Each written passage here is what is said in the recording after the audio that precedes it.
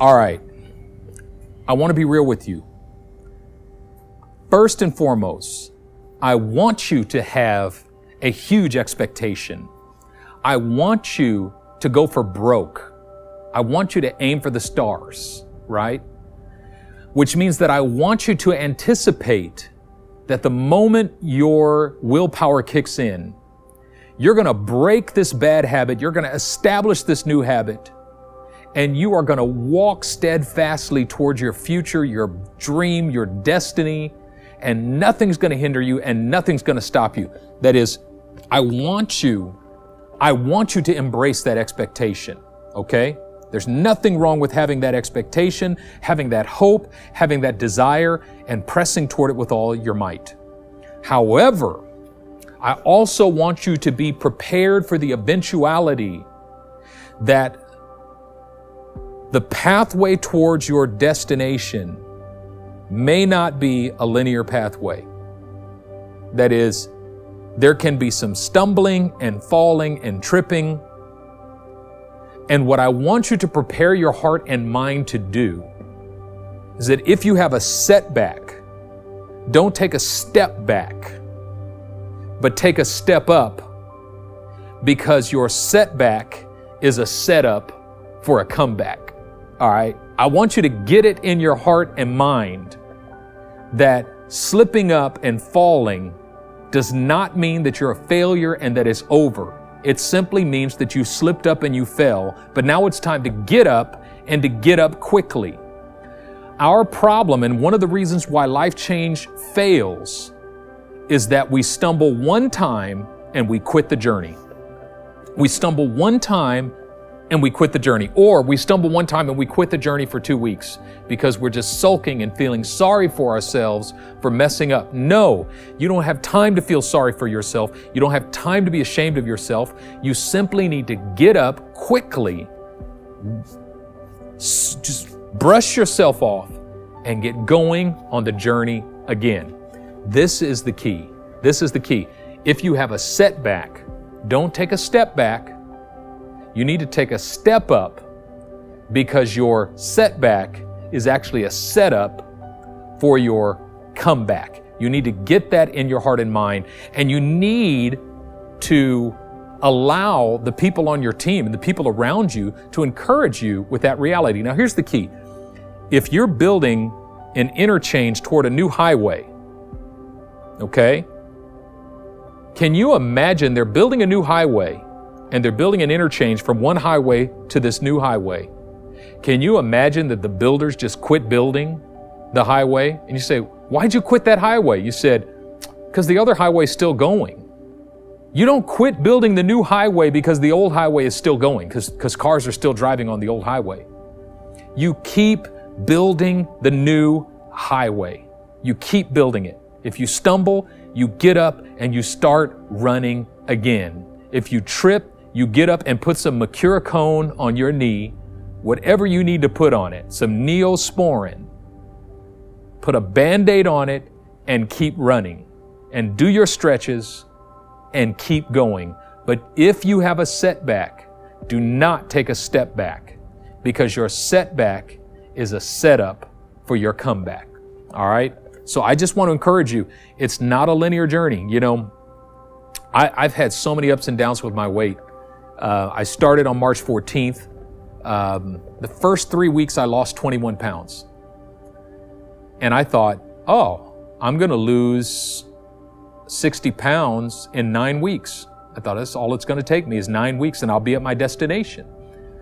3 weeks, 21 pounds down. Bam, gone. I thought I'm rolling. Next 6 weeks, I didn't lose a single pound. I was just stuck at that 21 pounds. And then suddenly I lost, actually it took me the next 6 weeks to lose 10 more pounds. So it took me 3 weeks to lose 20, 6 weeks to lose the next 10. And then I traveled, and that's typically where I mess up, is when I go on a trip. But actually the Lord blessed me, even though I had to switch it up on the trip, and we're going to talk about switching it up in the next session. I actually lost 10 pounds in Southeast Asia in the month of June. But then the months of July and August, I didn't lose anything. Just been hovering at 198 pounds. So it's a setback. And I wasn't perfect. I mean, I was far from perfect, actually, in the months of July and August. I kept fudging. When I start, and this is the key, when I started the race on March 14th, there was this urgency about it. You're gonna die, okay? If you eat that cookie, you're gonna die. Don't eat that, don't touch that cookie. If you touch that ice cream, you're gonna die.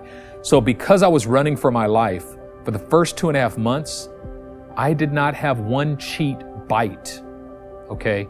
Not a Oreo, not a glass of milk, nothing. I mean, I was gangster cardio. I was gangster keto for the first 2.5 months. But then I went to Thailand. I thought I got to switch it up. So what I did was I switched to 2 meals a day instead of 3. Intermittent fasting, breakfast at 8 o'clock in the morning, and my dinner at 3 o'clock in the afternoon, and that would be it for the day. But because I couldn't do pure keto because of the food in Thailand, what that did was it opened the door for some fudging to transpire. So the first few days, I had, my omelet and bacon and stuff, and I did good keto, right?